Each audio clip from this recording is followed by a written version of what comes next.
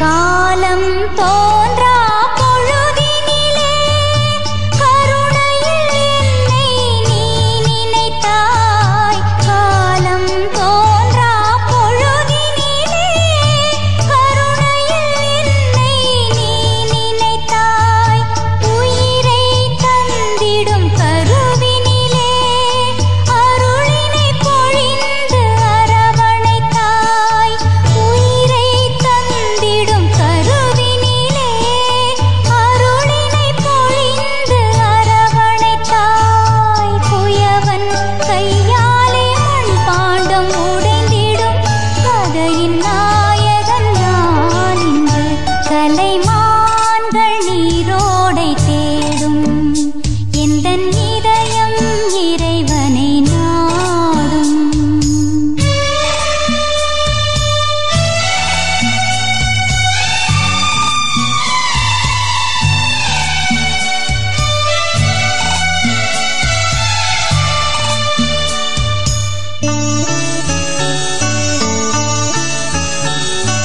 பாறை அரணாய் இருப்பவரே நொறுங்கிய இதயம் நான் சுமந்தேன். பாறை அரணாய் இருப்பவரே நொறுங்கிய இதயம் நான் சுமந்தேன். காலை மாலை அறியாமல் கண்ணீர் வடித்திடும் நிலையானேன். காலை மாலை அறியாமல் கண்ணீர் வடித்திடும் நிலையானேன். சிதறிய மணிகளை கோர்த்து எடுப்பாய். அழகிய மணிமாலை நானாவேன். கலைமான்கள் நீரோடை தேடும் எந்தன் இதயம் இறைவனை நாடும்.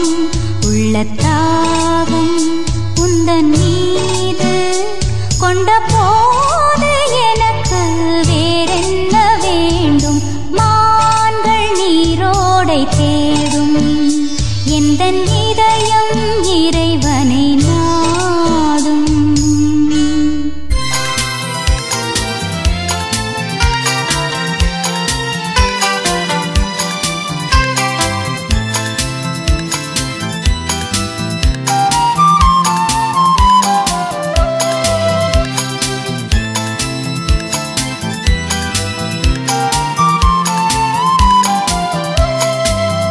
வான்வெள்ளி பிரகாசிக்குமே உலகில் ஒளி வீசிடுமே. இயேசுபரன் வரும் வேளை மனமே மகிழ்வாகிடுமே. மனமே மகிழ்வாகிடுமே. வான்வெள்ளி பிரகாசிக்குமே உலகில் ஒளி வீசிடுமே.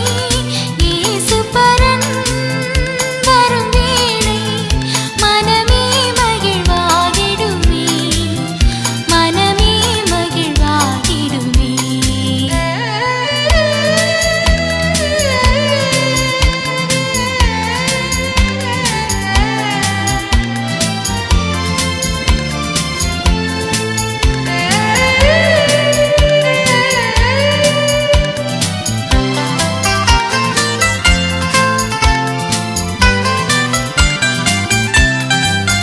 பாசும் புல்லணை மஞ்சத்திலே சிறு பாலகன் துயில்கின்றார். அவர் கண் மலர்வார், நம்மை கண்டிடுவார், நல்லாசைகள் கூறிடுவார். வான்வெள்ளி பிரகாசிக்குமே உலகில் ஒளி வீசிடுமே. இயேசுபரன் வரும் வேளை மனமே மகிழ்வாகிடுமே. மனமே மகிழ்வாகிடுமே.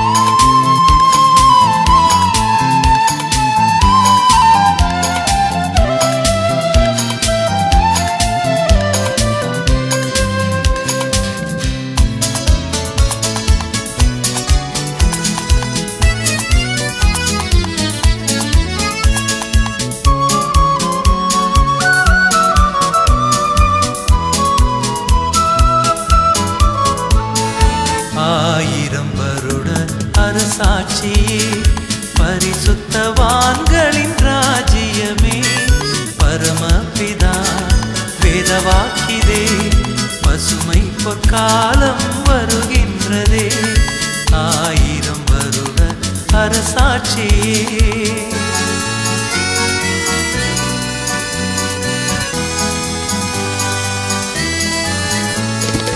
இடுக்கண்கள் தீங்கு இளைப்பாரில்லை ஈகத்தில் கர்த்தாவின் மகிமை தங்கும் இடுக்கண்கள் தீங்கு இளைப்பாரில்லை ஈகத்தில் கர்த்தாவின் மகிமை தங்கும் குழந்தையின் கரங்கள் பாம்பின் மண் புதரில் களங்கம் பயமின்றி விளையாடுமே 1000 வருட அரசாட்சியே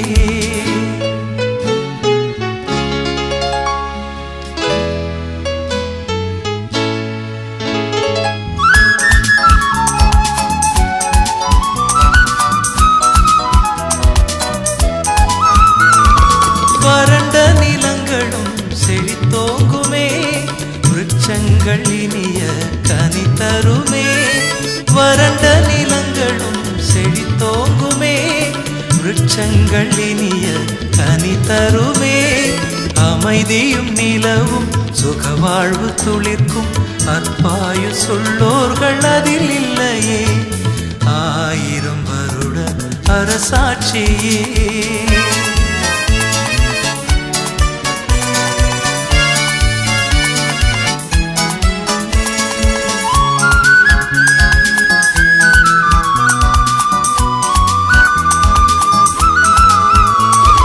கிறிஸ்தேசு ராஜா புவியாளுவார் கிடைக்கும் நல்நீதி எளியவர்க்கே கிறிஸ்தேசு ராஜா புவியாளுவார் கிடைக்கும் நல்நீதி எளியவர்க்கே பரிபூர்ணமடைந்த மெய்தூய பக்தர்கள் பரனோடு நீடூழி அரசாளவே 1000 வருட அரசாட்சியே பரிசுத்தவான்களின் ராஜ்யமே பரமபிதா வேதவாக்கிதே பசுமை பொற்காலம் வருகின்றதே 1000 வருட அரசாட்சியே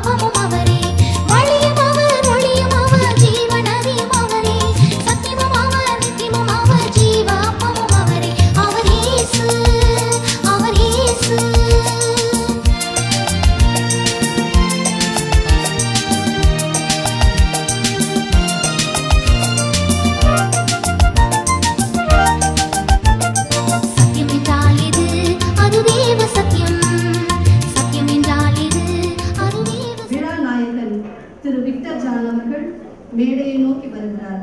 கரவொலி எழுப்பி அவரை வரவேற்போம்.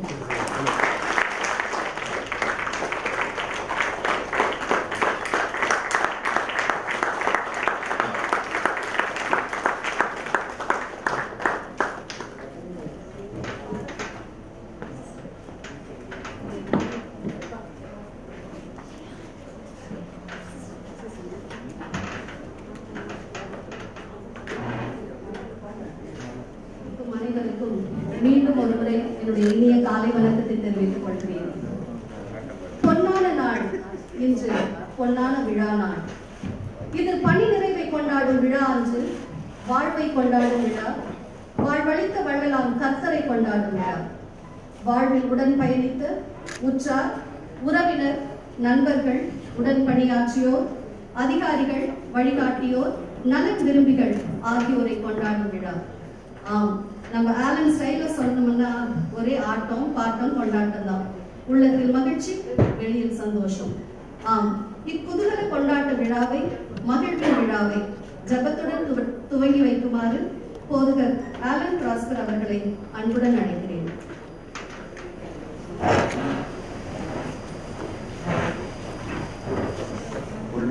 கண்களை மூடி இந்த அருமையான விழாவிலும் நல்ல தேவனுடைய சமுதமும் பிரசன்னமும் நமத்தில் இருக்கும்படியாய் நம்முடைய சிரம் தாழ்த்தி நம்மை அர்ப்பணம் பண்ணி நாம் ஜெபிப்போம்.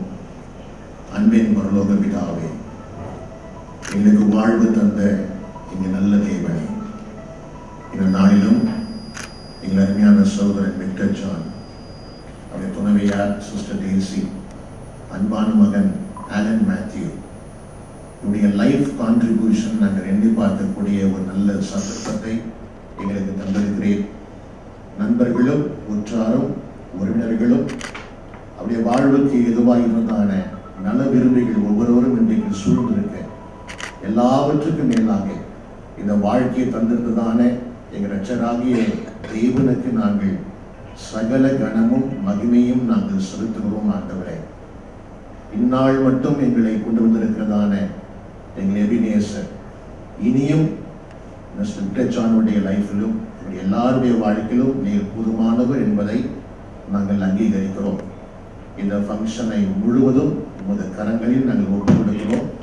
ஒவ்வொரு நிகழ்வுகளும் உமக்கு மகிமையும் கனத்தையும் கொண்டு வருவதாக, உங்களுடைய நல்ல பிரசன்னம் எங்களை சூழ்ந்திருப்பதாக, எல்லாவற்றையும் மீட்பரும் இரட்சகருமாய் இருக்கிற எங்கள் இயேசுவின் நாமத்தில் வேண்டுகிறோம் அன்பு பிதாவே, ஆமென். நன்றி. ஜெபமே ஜெயம் கொடுக்கும். இம்மகிழ்வின் விழாவும் ஜெயமாய் அமைந்திட நம்மை ஜெபத்தில் வழிநடத்திய போதகர் ஆலன் அவர்களுக்கு எங்களது நன்றி.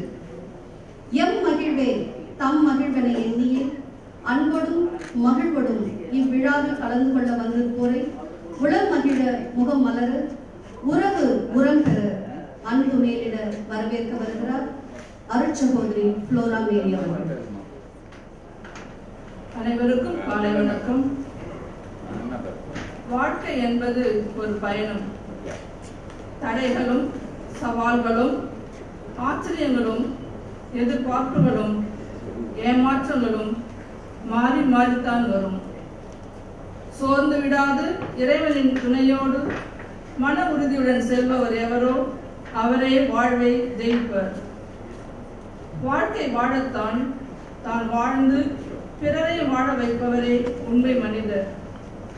அது மட்டுமல்லாது உலகில் எவ்வளவு நாள் வாழ்கின்றோம் என்பது முக்கியமல்ல, எப்படி வாழ்கின்றோம் என்பதுதான் முக்கியம். இந்த வாழ்க்கை பயணத்தை பயணித்து முடித்த அலன் மற்றும் டெய்சி இவர்களை நினைவுகூரும் இந்நேரத்தில், இவர்கள் நம்முடன் வாழ்ந்த நாட்கள் குறுகிய காலம் இருந்தாலும் நம்மிடையே நீங்கா நினைவுகளை விட்டு சென்றுள்ளனர்.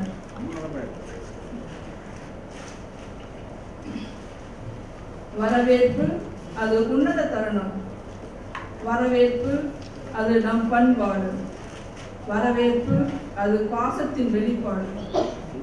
வாழ்வை கொண்டாடும் விழா இது.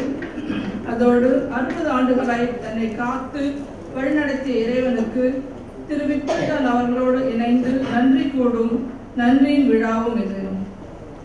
இம்மகிழ்வின் விழாவிற்கு வருகை தந்துள்ள குடும்ப மற்றும் நட்பு வட்டாரத்தைச் சேர்ந்த அர்ப்பணியாளர்கள், கர்த்தரை இறுக்கமாய் பற்றி கொள்ள ஆலன், டெய்சி மற்றும் விக்டர் ஜான் இவர்களுக்கு நானும் போதித்த போதகர் ஆலன் பிராஸ்பர், ஆலனின் வாழ்வில் பெருந்துணையாய் நின்ற பொன்சகா சபை அருள் சகோதரிகள், திரு விக்டர் ஜான் பணியாற்றிய வங்கிகளில் அவருக்கு ஆக்கமும் ஊக்கமும் ஆறுதலும் அளித்த அளித்து கடந்த 35 ஆண்டுகளாய் உடன் பயணித்த மதிப்பிற்குரிய வங்கி மேலாளர்கள், சக ஊழியர்கள், வாடிக்கையாளர் நண்பர்கள், ராகவேந்திரா நகர் உறவுகள் மற்றும் எங்கள் வாழ்வில் பங்கு கொள்ள வந்திருக்கும் ஒவ்வொருவரையும் இரு கரம் கூப்பி மகிழ்வோடு வரவேற்கின்றேன். மகிழ்ந்திருப்போம், பிறரையும் மகிழ்விப்போம்.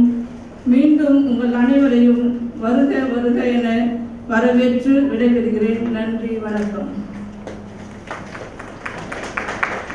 எப்படியும் வாழலாம் என்பது வாழ்க்கை அல்ல, இப்படித்தான் வாழ வேண்டும் என்பதே வாழ்க்கை. அதேபோல் எத்தனை நாள் வாழ்ந்தோம் என்பதில் பெருமை இல்லை. ஆனால் எப்படி வாழ்ந்தோம், எத்தனை பேர் உள்ளங்களில் வாழ்ந்து கொண்டிருக்கிறோம் என்பதில் தான் பெருமை.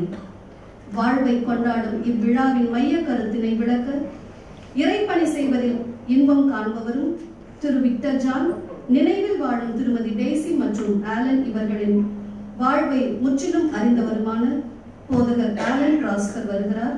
ஆர்வமுடன் கேட்போம்.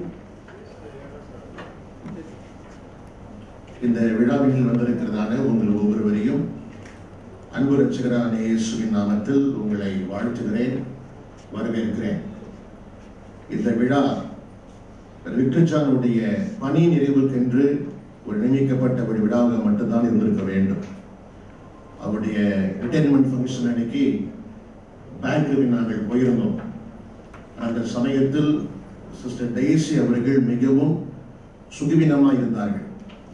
அவர்களால் அந்த ஃபங்க்ஷன் பங்கு பெற முடியவில்லை. அதாவது சில நாட்களுக்குள்ளாக, எனக்குரிய ஒரு 10 நாட்களுக்குள்ளாக அவர்கள் தேவனுடைய ராஜ்யத்துக்குள் பிரவேசித்து விட்டார்கள். ஆகிலும் இந்த நாளை அவர்கள் தன்னுடைய ஒரு ஃபங்க்ஷனுக்காக மற்ற எல்லாரும் வர முடியாத அந்த கொரோனா நாட்களில் எல்லாரும் வர வேண்டும், பங்கு பெற வேண்டும், அவர்களுடைய மகிழ்ச்சி தெரிவிக்க வேண்டும் என்று இந்த நாளை நியமித்து வைத்திருந்தாலும் தன்னுடைய காரியத்தை மாத்திரம் வைத்திராதபடி தன்னுடைய மனைவி மற்றும் தன்னுடைய மகனை இழந்திருக்கிற நிலையில் அவருடைய வாழ்க்கை எவ்வளவு மிகவும் முக்கியமாக இருந்திருக்கிறது என்பதையும், அதன் மூலம் இன்று அவர்கள் வாழ்கிறதான வாழ்க்கைக்கான அர்த்தம் என்னவென்றும் நீங்கள் அறியும்படியே இந்த ஃபங்க்ஷன், இந்த கூட்டம் நமக்கு ஒழுங்குபடுத்தப்பட்டிருக்கிறது என்பதை நீங்கள் அறிந்து கொள்ள வேண்டும். This is not only a valedictory function, but this is to understand the life and the contribution of the people who lived sacrificially, not only for themselves but also for the benefit of others. அதை நாம் புரிந்து கொள்வோமே ஆகியில் இங்கே வந்திருக்கிற நாம் ஒவ்வொருவரும் நமக்கென்று நாம் வாழுகிற நபராய் அல்ல, நாம் மற்றவர்களுக்கென்று நாம் வாழுகிறோம் என்பதை நாம் யாரும் மறந்துவிடவும் கூடாது. 3 வசனங்கள் பரிசுத்த வேதாகமத்திலிருந்து நான் உங்களுக்கு மேற்கோள் காட்ட விரும்புகிறேன். 3 வசனங்களும் ஒரே வார்த்தையில் உள்ளதான 3 குறிப்புகள். இந்த 3 வாக்கியங்களும் இயேசுவோடு வாழ்ந்தராத ஒரு அப்போஸ்தலன் எழுதியிருந்ததான ஒரு வார்த்தைகள். இது 3மே 3 நிருபங்களில் அன்றைக்குள்ள சபைகளுக்கு திருத்தங்களுக்காக எழுதக்கூடிய நிருபங்களாகவும் ஆலோசனைக்காக கொடுக்கப்பட்ட நிருபங்கள் என்று சொன்னால் கடிதங்கள். அப்போஸ்தலனாகிய சின்னப்பர் என்று சொல்லக்கூடிய பவுல் ஒரு சின்ன ஊர் சிசிலி பட்டணம். இந்த ஊர்ல பிறந்திருக்கிறதான ஒரு யூதன், ஒரு பரிசேயன் இயேசுவை கண்டுகொள்வதற்கு மிகவும் பிரயாசப்பட்டார். ஆனால் அவராக கண்டுகொள்ள முடியாத சமயத்தில் தேவன் அவருக்கு வெளிப்பட்டு அவரை ஏற்றுக்கொள்ள எதுவாக இருந்த சமயத்தில் அவரால் நிறைய சர்ச்சஸ்கள் உருவாகும் பொழுது சில வசனங்களை அவர் குறிப்பிட்டு காட்டியிருந்ததை நான் விக்டர் ஜான் அவருடைய குடும்பத்தாருக்கு மிகவும் ஆப்டாக பொருத்தமாக இருக்கிறதை நான் கவனித்து அதையும் நான் உங்களுக்கு சுட்டி காண்பிக்க விரும்புகிறேன். 1 எபேசியர் 2ஆம் அதிகாரத்தில் வசனம் 10 வாசிக்கும் பொழுது இப்படியாய் சொல்லப்பட்டிருக்கிறது: ஏனெனில் நற்கிரியைகளை செய்வதற்கு நாம் கிறிஸ்து இயேசுவுக்குள் சிருஷ்டிக்கப்பட்டிருக்கிறோம். We are created to do good works and not by good works. நம்ம யாரும் நற்கிரியினாலே தேவனுடைய பிள்ளையை மாறுவதில்லை. நற்கிரிகளை செய்வதற்காக நாம் தேவனுக்குள் பிறந்திருக்கிறோம். இந்த நோக்கத்தை நாம் மனதில் வைத்துக் கொள்வோம். எந்த மனுஷனும் பிறந்திருப்பது பாவத்தில். அந்த பாவத்தை மாற்றுவது ஒரே ஒரு வல்லமை, பாவமில்லாத ரத்தம், இயேசுவின் ரத்தம், நமக்காக சிலுவையிலே பரிகரித்த ரத்தம். இதை புரிந்து கொண்டதான இந்த குடும்பத்தில் முதலாவது நபர் ஆலன் மேத்யூ. அவருடைய சுகவீனத்தை குறித்து நம்ம வந்திருக்கிற ஆல்மோஸ்ட் நமக்கு 99% நம்ம எல்லாருக்குமே நமக்கு தெரியும். அவர் குணம் வாழ்ந்து விடுவார் என்று சொல்லி டாக்டர்ஸ் சொல்லல, குடும்பத்தார் எதிர்பார்க்கல. ஆனால் சில காலங்கள் ஆண்டவர் கிருபையினால் ஜபங்களை கேட்டு ஆயுஷ் நாட்களை கூட்டி கொடுத்தார். அந்த சில சம்பவங்கள் உங்களுக்கு தெரியாம போயிருக்கலாம். இரவு நேரங்கள்ல, சில நேரங்களில் 1 மணி, அதிகாலை 2 மணி சமயத்துல தான் அவருக்கு திடீரென்று உடலெல்லாம் நீளமாக மாறிவிடும், உடம்புல ஆக்சிஜன் குறைஞ்சிடும். அந்த சமயத்துல மெடிகேஷன்ஸ் அல்லது மெடிக்கல் ட்ரீட்மெண்ட் ஒன்று இல்லாத சமயத்துல அழைப்பு வரும். எனக்கு வீட்டுக்கு போய் அன்றைக்கு இரவு எங்களுக்கு ஒன்றும் செய்ய தெரியாது, நான் உங்களே போல மனுஷன்தான். ஆனால் ஆலன் மேலே நான், விக்டர் ஜான், சிஸ்டர் டெய்சி, சுற்றி இருக்குதான அவங்களுடைய உறவினர்கள் யாரெல்லாம் ராத்திரி வந்திருந்தாங்களோ கையை வைத்து நாங்கள் ஜபம் பண்ணுவோம். இன்னாகுமோ தெரியாது, சில நேரத்தில் சில நிமிடங்களுக்குள்ளாக இந்த நீளம் ஃபுல்லாக மறைஞ்சிடும். அவன் எழுப்பி உட்கார்ந்துக்குவான். இந்த மாதிரி ஒரு வயசு 11, ஒரு 12 வயசுலேருந்து 16 வயசு வரைக்கும் 4 ஆண்டுகள் அவனுக்கு அவ்வப்போது வரக்கூடிய இப்படி நெருக்கமான சமயத்தில் ஜபத்தினாலேயே தேவன் அவனுக்கு ஆயுசு நாட்களை கூட்டி கொடுத்தார். அந்த தம்பி செய்த காரியத்தை நான் உங்களுக்கு சொல்லுகிறேன். ஆலன் மேத்யூ தனக்கு ஆண்டு கொடுத்திருந்ததான அந்த வாழ்க்கையை அவன் தன்னுடைய தகப்பனாருக்கும் தன் தாய்க்கும் சொல்ல ஆரம்பித்தான். அவன் நாங்கள் அப்பா அம்மா கூட ரொம்ப படித்தவன் கிடையாது, ஃப்ளூவெண்ட்டாக பேசக்கூடிய ஆள் கிடையாது. ஆனால் அவன் பேசுனா எல்லாருமே கேட்போம் கண்டிப்பாக, ஏன்னா அவன் மேலே இருக்கிற அனுதாபத்தினால. ஆனால் அவங்க அப்பாவுக்கும் அம்மாவுக்கும் நான் பைபிளை வாசிக்கணும்னு சொல்லி ஒவ்வொரு ஞாயிற்றுக்கிழமையும் நான் பிரசங்கம் பண்ணி முடித்த பிற்பாடு நான் வீட்டுக்கு போகும்போது இந்த நோட் புக்கை திறந்து நீங்கள் இன்னைக்கு என்னென்ன வசனம்லாம் சொன்னீங்கன்னு சொல்லி இந்த ஒரு வாரத்துக்குள்ள அவ்வளவு வசனங்களையும் எனக்கு எழுதி காண்பித்திருப்பான். ஆலன் மேத்யூ தான் விக்டர் ஜான் பிரதருக்கும் டெய்சி சிஸ்டருக்கும் இயேசுவுக்காக நீங்க வாழ வேண்டும் என்கிறான கருத்தை ஆழமாய் உட்புகுத்தினவன். ஆலன் ஜானும், அதுக்கப்புறம் ஆலன் மேத்யூவும், அதுக்கப்புறம் விக்டர் ஜானும் சிஸ்டர் டெய்சி அவர்களும் அவர்களுடையதான அந்த உணர்விலே அவர்களும் இயேசுவை பின்தொடர ஆரம்பித்தார்கள். நாம் எல்லாருமே கிறிஸ்துவ மக்கள் நிறைய பேர் அங்கே வந்திருக்கலாம். இந்த முக்கிய காரியத்தை நான் சொல்ல வருகிறேன். அவன் நற்கிரியை பெற்றுக்கொண்டான், நற்கிரியை அவன் செய்தான். இரண்டாவது, தீத்துவின் புஸ்தகத்துல, தீத்துன்னு சொல்லும் போது அது ஒரு போதக நிருபம் என்று சொல்லுவோம். ஆண்டவருக்கு என்று பணிவிடை செய்யக்கூடிய ஊழியக்காரங்க எப்படி இருக்க வேண்டும் என்று சொல்லக்கூடிய 3 நிருபங்கள்ல ஒரு நிருபம் தீத்து நிருபம். அதில் 2ஆம் அதிகாரத்துல வசனம் 14 இப்படியாய் சொல்லுகிறது: இயேசு நம்மை சகல அக்கிரமத்திலிருந்து மீட்டுக் கொண்டு தமக்குரிய சொந்த ஜனங்களாயும், அப்புறம் கவனிங்க, நற்கிரியை செய்ய பக்தி வைராக்கியம் உள்ளவர்களாயும் நம்மை சுத்திகரிக்கும்படி அவரையே நமக்காக ஒப்பு கொடுத்தார். அந்த வாக்கியம் திரும்ப சொல்கிறேன். நாம் நற்கிரியை செய்ய பக்தி வைராக்கியம் காண்பிக்க வேண்டும். ஆலன் மேத்யூ மரித்த பிற்பாடு இந்த வார்த்தையானது சிஸ்டர் டெய்சியும் விக்டர் மேத்யூ அவர்களும் அதிகமாய் உணர ஆரம்பித்தார்கள். தங்களுடைய லைஃப்ல நீங்க ஆலன் மேத்யூடைய வாழ்க்கைக்கு அப்புறம் நீங்க அந்த வாழ்க்கையை சற்று நீங்க ஆராய்ந்து பார்ப்பீர்களே ஆகில், ஒருவேளை இந்த நாள்ல இந்த வீடியோ அங்க போகும்பொழுது நீங்க பார்ப்பீர்களே ஆகில், அல்லது நீங்க அவங்க லைஃபோட கூட டிராவல் பண்ணியிருப்பீர்களே ஆகில், ஆலன் மேத்யூ போன பிற்பாடு 2 பேரும் எந்த அளவுக்கு நற்கிரியை செய்வதற்கு பக்தி வைராக்கியம் காண்பித்தார் என்பதை நீங்கள் நன்றாக இப்பொழுது நீங்கள் நினைவு கூற முடியும். 3வது வாக்கியத்தையும் நான் உங்களுக்கு சுட்டி காண்பிக்கிறேன். பிலிப்பியர் 2ஆம் அதிகாரத்துல 13வது வசனம். இந்த பிலிப்பு நிருபம் அப்போஸ்தலனாகிய சின்னப்பர் சிறைச்சாலையில் இருக்கும் பொழுது எழுதியதான ஒரு சிறைச்சாலை நிருபம். அவர் சொல்லும்போது சொல்லுவார், நான் கட்டப்பட்டிருந்தாலும் நான் போதிக்கிற சுவிசேஷம் கட்டப்படவில்லை என்று சொல்லுவார். இருக்கிறார் அவருடைய சித்தத்தின்படி உங்களில் அவருடைய செய்கை, உங்க செய்கையில அவருடைய செய்கையும் அவருடைய சித்தத்தையும் உங்களில் உண்டாக்குகிறவராயிருக்கிறார். இந்த வேலடிக்டரி ஃபங்க்ஷன்ல மிஸ்டர் விக்டர் ஜானை நான் அப்ரிஷியேட் பண்ணுவது மாத்திரம் அல்லாமல், தேங்க் பண்ணுவது மாத்திரம் அல்லாமல், நன்றி சொல்வது மாத்திரம் அல்லாமல், அவருடைய சர்வீஸ் எல்லாவற்றுக்கும் நாம் அவரை ஹானர் பண்ணுவது மட்டும் அல்லாமல், இந்த நாள்ல நான் அவருக்கு சொல்ல வேண்டிய ஒரு காரியம், அவர் லைஃப் உங்களுக்கு எப்படி காண்பிக்க வேண்டுமே ஆகில், தேவன் அவர் வாழ்க்கையில வைத்திருக்கிறதான விருப்பமும் செய்கையும் இன்னும் முடியவில்லை. அது முடியும் வரைக்கும் அவர் செய்வார் என்று நான் அவருக்காக ஜெபிக்கிறேன். தேவனுடைய விருப்பமும் செய்கையும் எந்த மனுஷனுக்குள் இருக்கிறதோ அந்த மனுஷன் தனக்காக வாழ மாட்டான்.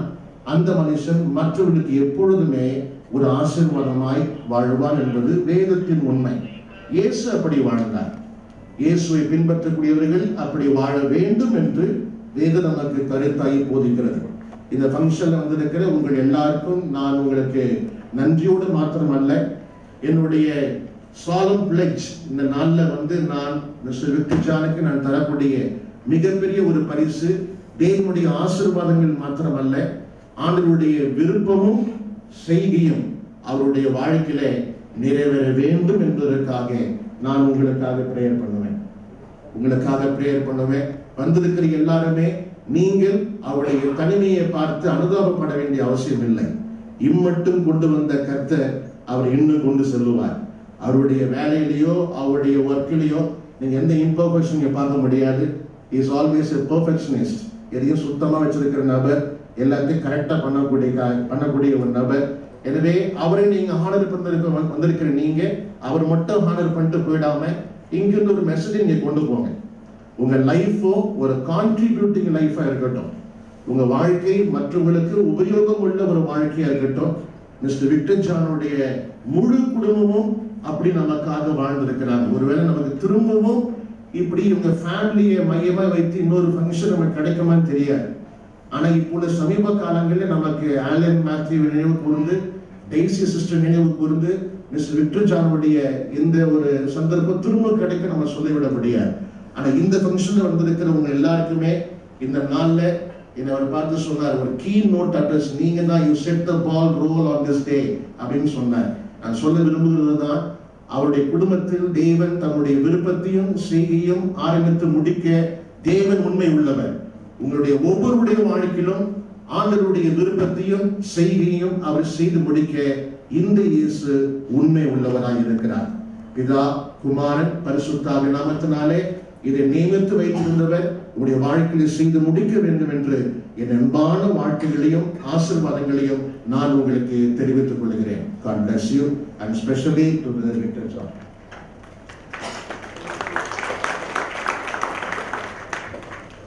கருத்தை தெளிவாய், அழகாய், விரிவாய் விளக்கி அறிவில் தெளிவும் உள்ளத்தில் மகிழ்வும் நிறைந்திட பேசிய போதகர் அவர்களுக்கு எங்களது நன்றி.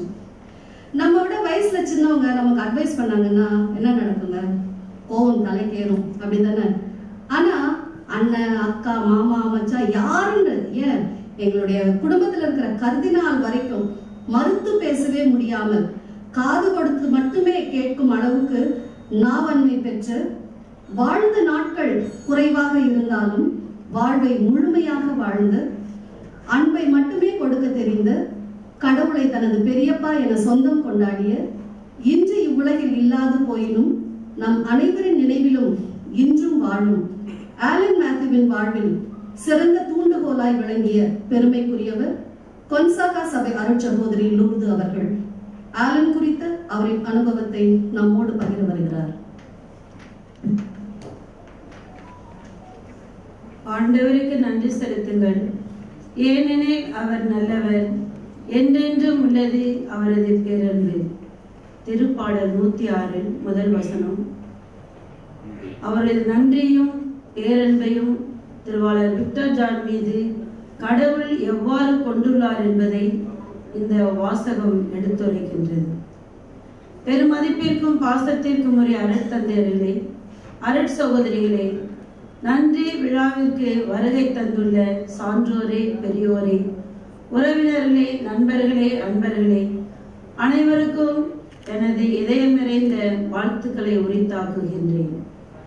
திருவாளர் விக்டர் ஜான் அவர்களின் பணி நிறைவு நன்றி விழாவில் மகிழ்ந்து பகிர்ந்து வாழ்த்திட வருகை புரிந்துள்ள அனைவரையும் நன்றியோடு பாராட்டுகின்றேன்.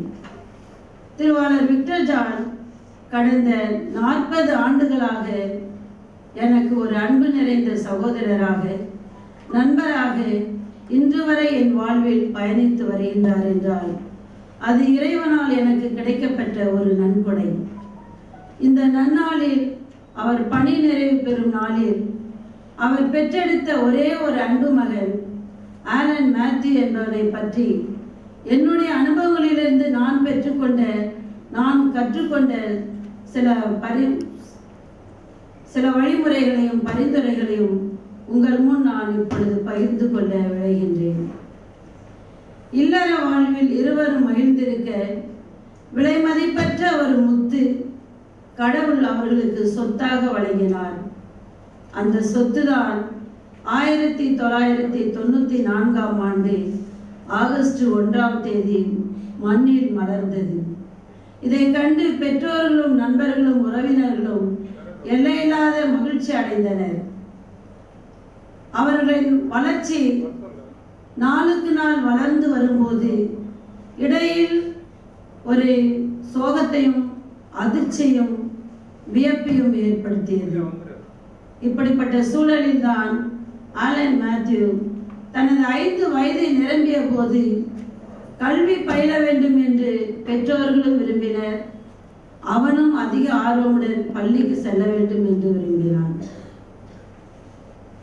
பெற்றோர் இருவரும் கல்வியில் வளர்ச்சி அடைந்திருந்தாலும், நல்ல ஒரு மதிப்பான ஒரு சூழலில் இருந்தாலும், தன்னுடைய குழந்தையை ஒரு சாதாரணமான நடுத்தரமான பள்ளியில் சேர்க்க முன்பட்டனர். அதுதான் நமது மறை மாநிலத்தில் உள்ள புனித அன்னாள் உயர்நிலை பள்ளி. அந்த பள்ளியில்தான் அவன் தனது கல்வி பருவத்தை முதலாக அடியெடுத்து வைத்தான். அவன் பள்ளிக்குள் நுழையும் பொழுதே ஆசிரியர்களும் மாணவர்களும் இருகரம் கரகொலி எழுப்பி வரவேற்று மகிழ்ச்சியோடு அவனை அப்பள்ளியில் சேர்த்தனர். இது எல்லோருக்கும் ஒரு ஆச்சரியத்தையும் வியப்பையும் அளித்தது.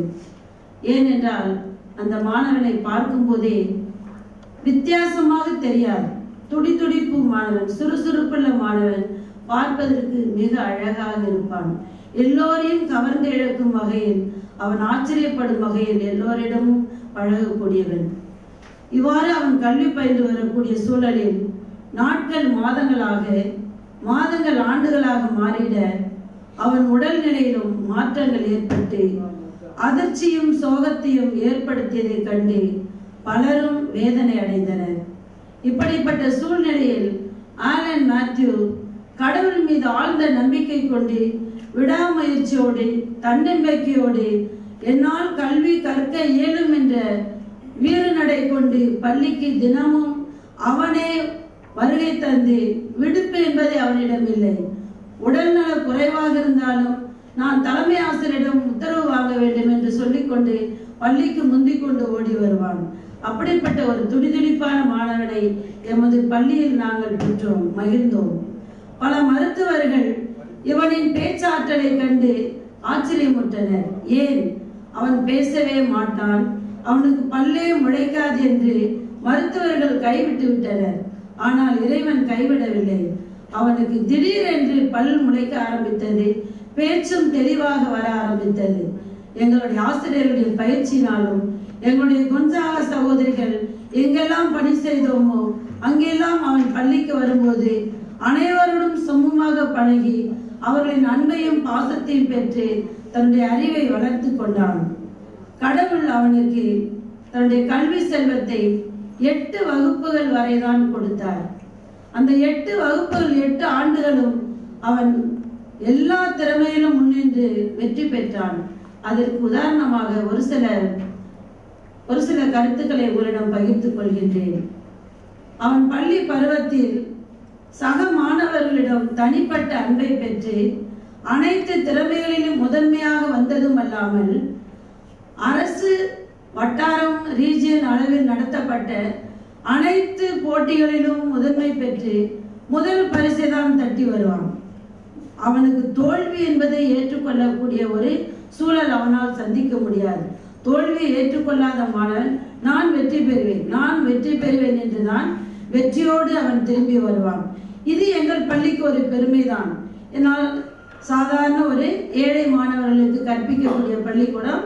அதில் ஏழை பிள்ளைகள் தான் இருப்பாங்க, போட்டியெல்லாம் கலந்துக்கிட மாட்டாங்க, அவங்களுக்கு அந்த வசதி இல்லை. ஆனால் திருவாளர் விக்டர் ஜான் என்ன செய்வார், எவ்வளவு செலவானாலும் தன்னுடைய பிள்ளைய ரீஜன் லெவலையும் சரி ஜோன் லெவலையும் சரி காம்படிஷனுக்கு கொண்டு போயிட்டு பரிசு இல்லாமல் உள்ள ஸ்கூலுக்குள்ளே வர மாட்டாங்க.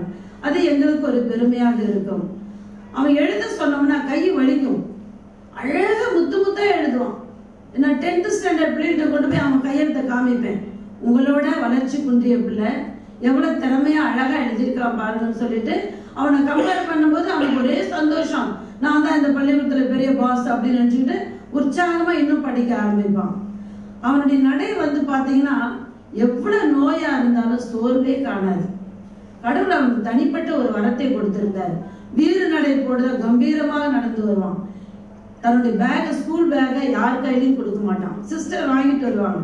சிஸ்டர் அலெக்சாண்டர் ஒருத்தர் தான் அவங்களுக்கு பயிற்சி கொடுத்தாங்க. அவங்க மற்றபடியிலேருந்து இறங்கும் போது அந்த பையன் வாங்குவாங்க, நோ நீங்கள் தூக்கக்கூடாது, என் பையன் நான் தான் தூக்கணும்னு சொல்லிட்டு அவனே மூச்சு வாங்க தூக்கிட்டு வருவான். தூக்கிட்டு வாங்கிறது என்கிட்ட மன்னிப்பு கேட்டுடுவான், நான் தூக்கிட்டு வந்துட்டேன் என்னை மன்னிச்சிடுங்க அப்படின்னு சொல்லுவான். அப்படி ஒரு சுறுசுறுப்பான பையன் எல்லாரையுமே கவர்ந்துக்கிட்டான். சுத்தத்தில் அவனுக்கு நிகர் யாரும் இல்லை. அடுத்து மரியாதை கொடுப்பதில் கூட தன்னுடைய மனங்களுடைய ஏழைகள் பணக்காரர் என்ற வேறுபாடு அவர்கிட்ட கொஞ்சம் கூட கிடையாது. எல்லா பிள்ளைகள்ட்டுமே பாசமாக இருப்பான், எல்லாரையும் தட்டி கொடுத்துவான். பிள்ளைகளுக்கு ஏதாவது பொருள் இல்லைன்னு சொன்னா அவங்க அப்பா அம்மாட்ட போய் கேட்பான், என்னுடைய ஃப்ரெண்டுக்கு நண்பனுக்கு ட்ரெஸ் இல்லை, பேனா இல்லை, பென்சில் இல்லை அப்படின்னு சொல்லி எல்லாருக்கும் வாங்கிட்டு வந்து எல்லா பிள்ளைகளுக்குமே உதவி செய்வான். அது மாதிரி சின்ன வயசுலேயே கடவுள் அவரு ஏழைகளை நேசிக்கக்கூடிய ஒரு தாராள உள்ளத்தை கொடுத்தார். இந்த கிடையில தான் கடவுள் என்னவோ 8 ஆண்டு 8 வகுப்புகள் தான்ப்பா நீ படிக்கணும், அதுக்கு மேல உன்னால படிக்க முடியாதுன்னு சொல்லிட்டு தன்னுடைய 16 வயதுல உடல் நலம் அதிகமாக பாதிச்சதுனால அவன் பள்ளிக்கு வரவில்லை, வீட்டிலே இருந்தான். அவன் வீட்டுக்கு வந்தாலும் நாங்கள் ஒன்றும் சும்மா விட மாட்டோம், போயாத அடிக்கடி போய் அவனை பார்ப்பது, பேசுவது, பழகுவது, மாணவர்களையும் அழைத்து செல்வது உண்டு. அந்த சூழலில் அவனிடம் காணப்பட்ட சில பண்புகள் பெற்றோர்களும் சரி, உறவினர்களும் சரி, நண்பர்களும் சரி, அன்பர்களும் சரி, யார் வீட்டுக்குள்ள வந்தாலும் அப்பா அம்மா முன்னாடி போக மாட்டாங்க, அவன் தான் முன்னாடி போய் கையை 2 கூப்பி வாங்க வாங்க உட்காருங்க உட்காருங்கன்னு சொல்லி சேரை தூக்கி போட்டு உட்கார வைப்பான். அது மாதிரி ஒரு வரவேற்பு உபசரிப்பதில் அவன் ஒரு சிறந்த மாணவனாக இருந்தான்.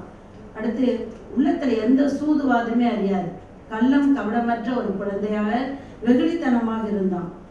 குடும்பங்களையும் சரி, அவங்க சொந்தக்காரங்களையும் சரி, சமாதானம், சண்டை, சச்சரவு, ஏன் எனக்குமே சரி. அப்படி இருக்கும்போது அவன் ஒரு சமாதான பிராவாக, ஒரு தூதுவனாக தான் வாழ்ந்து வந்தான். கடவுள் மீது நம்பிக்கையை விடவில்லை. எப்படி நோய்வாய்ப்பட்டாலும் முகத்துல சோர்வே காணாது. சிரிச்சுக்கிட்டு ஏன் கவலைப்படுற நீ, என்னை வா போன்னு தான் பேசுவான். அத்தை சிஸ்டர் தான் கூப்பிடுவான். அவன் ஹெட் மிஸ்டர்ஸ், அவன் பிரின்சிபால், நான் ஹெட் மிஸ்டர்ஸா இருக்கணும் அப்படிதான் அவன் சொல்லுவான் எல்லாத்தையுமே. அதில் ஏன் நீ அழுகுற, நான் நல்லா தான் இருக்கிறேன் அப்படின்ட்டு எனக்கு என்கரேஜ் பண்ற அளவுக்கு தைரியத்தை கூப்பிடுவான். அந்த சமயத்தில் அவன் நோய்வாய்ப்படும் போது அப்பா சேசுவேன்னு ஒண்ணுமே சொல்ல மாட்டான். இயேசுவின் ரத்தம் ஜெயம், இயேசுவின் ரத்தம் ஜெயம், இந்த ஒரு வார்த்தை தான் அந்த பையன் வாயில வரும். இதை பார்த்து எங்க பிள்ளைகள் எல்லாரும் என்ன செய்வாங்க, அந்த கிளாஸ்ல குரூப்பா கூடி ஒவ்வொரு கிளாஸா இயேசுவின் ரத்தம் ஜெயம் ஜெயம் சொல்லிட்டு பள்ளிக்கூடத்துல பிரேயரே நடக்கும். எனக்கு என்னடா என்கிட்ட சொல்லவே மாட்டாங்க, நான் டென்ஷன் ஆயிடும்ட்டு பயப்படுவேன். ஆனா என்கிட்ட சொல்ல மாட்டாங்க. இங்கேயே சாருங்களே டீச்சர்களே என்ன செய்வாங்க, பிரேயர் நடத்திடுவாங்க. அப்புறம் நார்மலா அந்த பிரேயர் முடிஞ்ச உடனே ஒன்றும் இல்லை நல்லா இருக்கு, நேராக வகுப்பறைக்கு ஆஃபீஸ் ரூமுக்கு உட்காந்துருவாரு. இவ்வளோ ஒரு கடவுள் அந்த பையனுக்கு அறிவையும் ஆற்றலையும் கொடுத்தவரு, எப்பா நீ 16 ஆண்டுகள் இந்த உலகத்துல வாழ்ந்தது போதும் அப்படின்னு சொல்லிட்டு அவர் என்ன செய்தாரு, அவரோட எடுத்துக்கிட்டாரு. அது எடுத்தது எல்லாருக்கும் இழப்பு, எல்லாருக்கும் வருத்தம், சோகம். அது இன்னும் மறையவில்லை, மறையாது. அவனை பற்றி ஒரு வரலாறே எழுதலாம், வாழ்க்கை நூல், வாழ்க்கை குறிப்பு எழுத சொன்னா தினமும் இன்னைக்கு நாட்குள்ள அவனை பத்தி பேசிக்கொண்டே இருக்கலாம். ஆனா ஒரு சில வார்த்தைகளால் தான் உங்களிடம் நான் பகிர்ந்து கொள்ள முடிந்தது. இந்த 16 வயதுல அவன் எவ்வளவு பெரிய சாதனைகளை செய்திருக்கிறானா, தன்னுடைய அப்பா அம்மாவுக்கு சாட்சியமாக, உறவினர்களுக்கு சாட்சியமாக வாழ்ந்து சென்றிருக்கிறான்.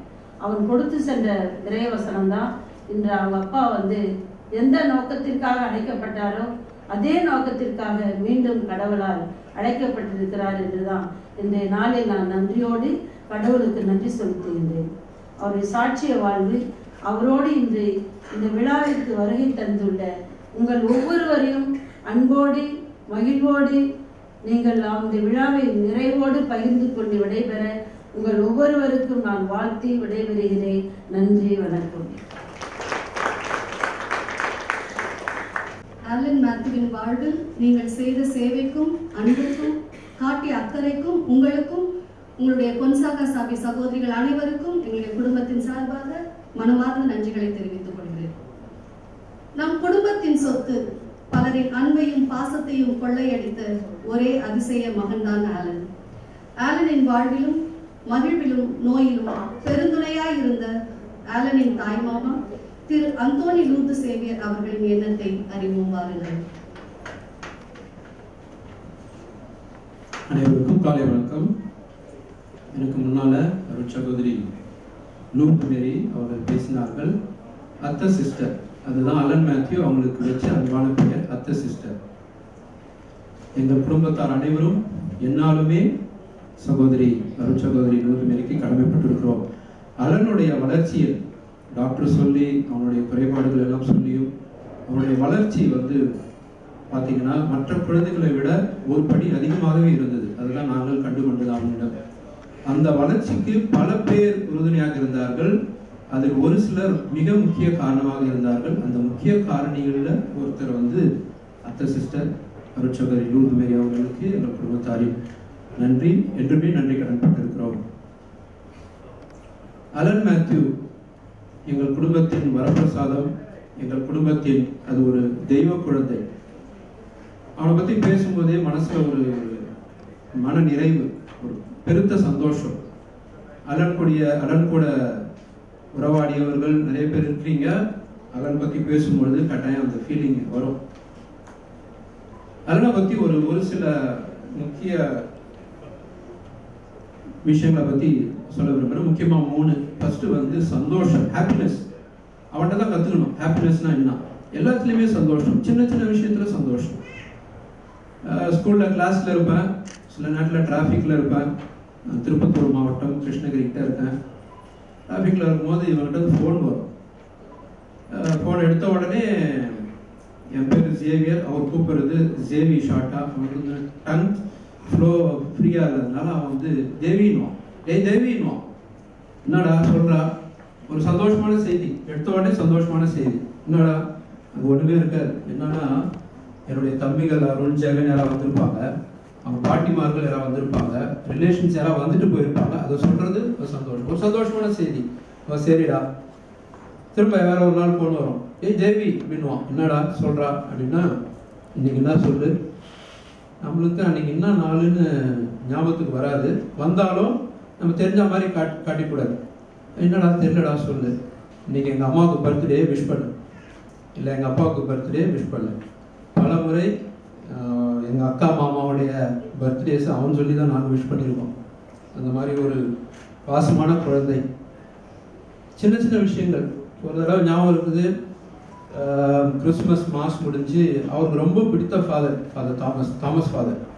நாங்கள் வந்து கிறிஸ்மஸ் மாஸ் முடிஞ்சு அவரை கூப்பிட்டு போகிறோம். ஃபாதர் வந்து ஜெயராக்கினி மாதா கோயில் பங்கு தந்தையாக இருந்த போது நாங்கள் ஊர்லேருந்து வந்திருக்கிறோம். அவனை கூப்பிட்டு போகிறோம். அங்கே எல்லாம் ஒரே கூட்டமாக இருக்கிறாங்க. ஃபாதரை சுற்றி உள்ள நுழையும் போதே தாமஸ் ஃபாதர், ரொம்ப உரிமையாக கூப்பிடுவார், தாமஸ் ஃபாதர் அப்படின்னோடனே அலன் மேத்யூ அப்படின்னு ஃபாதர்.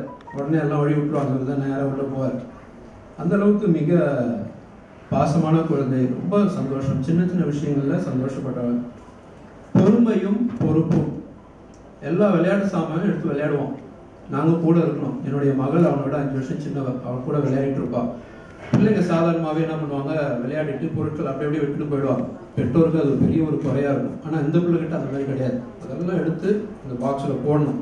நாங்கள் கூட அவனுக்கு ஹெல்ப் பண்ணுவோம்.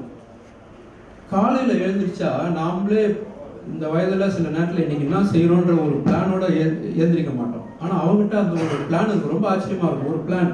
அவர் காலையில் ஏந்திரிப்பாரு. சில நேரத்தில் அவனுக்கு உடல் உபாதைனால டயர்டாக இருக்கும். இருந்தாலும் ஏந்திரிச்சு பல்லாம் ப்ரஷ் பண்ணிக்கிட்டு நேராக வருவார். அவர் நடைய ஒரு மாதிரி சிஸ்டர் சொன்ன மாதிரி ஒரு ராஜ நட தான் வரும். நடந்து வருவார். வந்து அவன் டேபிள் இருக்கும், அந்த டேபிளில் அந்த பைபிள் டைரி எல்லாம் வச்சுருப்பான். அதெல்லாம் ஒழுங்காக அரேஞ்ச் பண்ணுவான். உட்காருவான், தம்பி சாப்பிட்ணுமோ சாப்பிடுவான், விளையாடுவான். அதுக்கப்புறம் அவனுக்கு ரெஸ்ட்டுன்னு தோணுச்சுன்னா போய் தூங்குவான். அதுக்கப்புறம் எழுந்திரிச்சு எல்லாம் நம்ம டிவி பார்க்கலாமா, ஏதோ ஒரு அந்த குழந்தைக்கு இப்படி இன்னைக்கு இப்படி செய்யணும் அப்படின்னு அதனுடைய செயல்லே தெரியும். இவன் ஏற்கனவே அதெல்லாம் ப்ரீ பிளான் வச்சிருக்கான் அப்படின்றது தெளிவாக தெரியும். பொறுமை, ரொம்ப பொறுமை. சில நேரத்தில் விளையாடிட்டே இருப்பான், வலி தாங்க முடியாது, வயிற்று வலி அவனுக்கு, அப்படியே சுருண்டு போய் படுத்துக்குவோம் பெட்டில். நாங்கள்லாம் சுற்றி நிற்போம், ப்ரேயர் பண்ணுவாங்க. அப்புறம் என்னப்பா என்ன கண்ணு அலன் மேத்யூ அப்படின்னா அப்படி கை காட்டுவோம். அப்படின்னா அமைதியாக இருப்போம், கொஞ்சம் பொறுங்க. பல நேரங்களில் அந்த வயசில் பிள்ளைங்க கத்துவாங்க, கதறுவாங்க, அழுவாங்க. அந்த மாதிரிலாம் இல்லை, அமைதியாக அப்படியே இருப்பான். அமைதியாக 1 மணி நேரம் 1.5 மணி நேரம் அது அப்படியே அந்த வழியெல்லாம் குறைஞ்ச பிறகு ஏஞ்சி உட்காந்த உடனே ஒன்றுமே நடக்காத மாதிரி திரும்ப பழையபடி வாங்க எல்லாரும் நம்ம டிவி பார்க்கலாம். விஜய் ஃபேனாக விஜய் படம் தான் அவனுக்கு போகணும், எல்லாம் கும்பலாக பார்க்கலாம். அந்த மாதிரி ஒரு பொறுமையும் பொறுப்பும் உள்ள ஒரு குழந்தை. இறுதியாக ஏற்கனவே சிஸ்டர் சொன்ன மாதிரி பாராபட்சம் கிடையாது. வீட்டுக்கு யார் வந்தாலும் சாப்பிட்டு போகணும். யாராவது கிளம்புறோம், இல்லை நாங்கள் சாப்பிட்டோம் அப்படின்னா முகம் வாடிடும். இல்லைப்பா சாப்பிட்டாங்க, இல்லை அதாவது ஒரு கப் காஃபியாவது குடிச்சிட்டு போகணும்.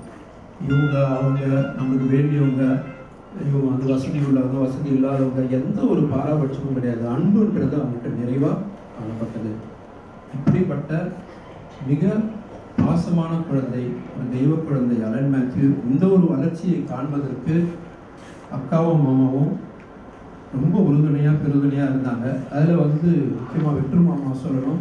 டெய்ஸி அக்காவுக்கு கேன்சர், அக்காவையும் கவனிக்கணும், அலன் மேத்யூவும் பிரச்சனை, அவனையும் கவனிக்கணும். 2 பேரையும் தாங்கி பிடித்து அந்த பிள்ளையை வந்து கடைசி வரைக்கும் அவனுக்கு எந்த ஒரு கஷ்டமும் இல்லாமல் வளர்த்து அவனை இறைவனடி சேரும் வரை அவனுக்கு உறுதுணையாக இருந்த இந்த வெற்று மாமாவுக்கு நாங்கள் கோடான கொடி நன்றியை தெரிவித்துக் கொள்கிறோம். அது வந்து சொல்ல முடியாது எப்படி அவர் மாமா அப்படி 2 பேரையும் தாங்கி பிடிச்சார் அப்படின்றது. வயசாக இந்த ஃபோட்டோ பாருங்கள், ஃபோட்டோ வந்து அவருக்கு ரொம்ப ஒன்றும் வித்தியாசம் இல்லை, இன்னும் இளமையாக தான் இருக்கார். My vision prayer is that God bless him with good health and a happy life. இனி வரும் காலங்களில் அவர் இவங்களெல்லாம் தாங்கி பிடிச்சி ரொம்ப கஷ்டப்பட்டார். அட்லீஸ்ட் இனிமேலாவது கொஞ்சம் அவருடைய ஹெல்த்தை பார்த்துக்கிட்டு சந்தோஷமாக மனநிறைவோடு வாழ வேண்டும் என்று இறைவனை விடைபெறுகிறேன். நன்றி, வணக்கம்.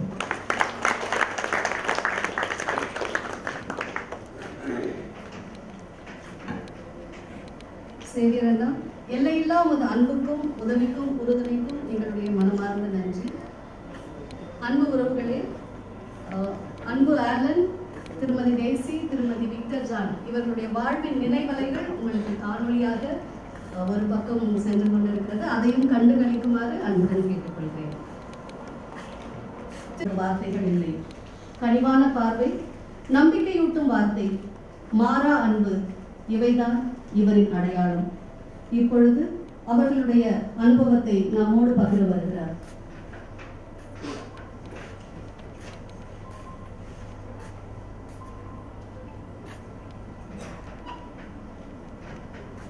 இந்த அரங்கிலே அமர்ந்திருக்கும் அனைத்து நல்லுள்ளங்களுக்கும் வாழ்த்துக்கள், காலை வணக்கம்.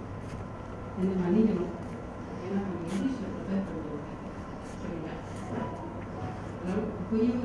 17 years back by Sisters of Missionaries of Charity in Nenithop Church. From then, we met frequently since he had to cross our house and then to their house construction site. This made us closer, where a cordial relationship developed to the extent both families were more of family members to each other, where we spoke about anything and everything without any hesitations. I think Alan was the key person who brought us two families so closer and made our bonding stronger. Alan did not show himself a sick person. The care and the encouragement the parents gave him was astonishing and admirable. The parents made lots of sacrifices for his sake. His affectionate and amicable nature was remarkable. He was very glad to be amidst friends and relatives, celebrating New Year to Christmas, irrespective of religion, including flag hoisting on Republic and Independence Day at their house. This habit, I think, he inculcated from his parents. Mrs. Daisy too was a jovial and a loving person. Her personality and cheering others are appreciable. She was always at giving and sharing than receiving. As the days went on, she was shattered by the news of her illness in 2008. This affected her emotionally. She was worried about family as to who will take care of her needs, and was also scared about her future. She was anxious and depressed like any other person. With frequent interventions and support, she was able to cope up with her illness. Above all, the faith that she had in her God made her move forward positively. Mrs. Daisy was a charismatic person. She took prayer as a weapon to fight against her illness. We all know the sufferings of a cancer patient, but she was very strong in that. In hospital, at the time of any procedures like dressing and any therapies, etc., she always insisted me to be beside her. She will always ask me, so I always make a point that whenever she goes for any procedures, she'll carry on the other part of it. She will not murmur or anything. She'll bear all the pain. I was happy about it.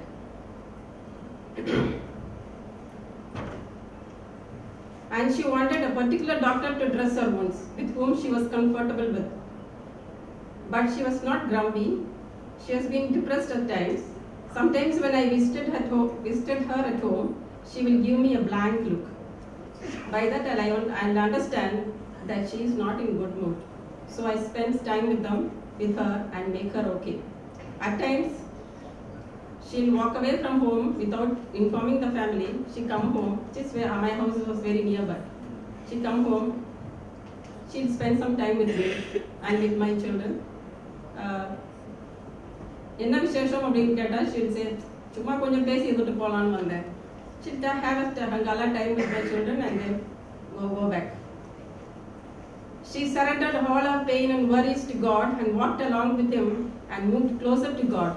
She built a positive energy with her. She did not complain about her pain, but only complaint was difficulty for 4 days after her chemotherapy, where she is not able to eat anything, vomiting, and she has to be in bed. She is not able to walk because no food. By the time the treatment was over, another thunder fell on her, that she lost her only son, Alan. Death of Alan knocked her again at her family, but with ups and downs in between, she made herself calm and started to live the way God wanted her. She accepted God's plan. Sometimes loneliness made her more depressed. Slowly, she took up the confidence and continued her life boldly and cheerfully. She understood the speciality and talents in her and moved forward. She engaged herself in VBS, occasional Bible studies, Alan's anniversaries, Christmas celebrations, etc., where she spent the time with the children from the locality, where she prepared the children for various entertainment programs, and the children in the locality came to know about their own talents and taught them good values of life and importance of God in life. Their family never missed to wish their friends on their anniversaries. Mrs. Daisy was able to do all this because she accepted God's plan for her. During her last days, she was calm, she knew her destiny, accepted, faced it all with lots of courage and strength. Till her last breath, she never had a negative energy. She surrendered herself in the hands of God. The qualities like inner strength, confidence, faith in God, and courage is what we should learn from her life, and smiling face always. She was able to cheer other persons. So let us learn to accept life as it comes and live accordingly and be a fruitful person to the society and to the family and wherever we meet anybody. That's what we should learn from her. She was always cheerful. Though she had all those difficulties of health issues, she was always making herself happy and the people around her happy. And now, since it is her wish, Since today's function is on Thanksgiving for Mr. Victor's retirement, I wish Mr. Victor a happy, pleasant and retirement life with good health, and may he achieve all his dreams and desires which he had missed in his life. Thank you.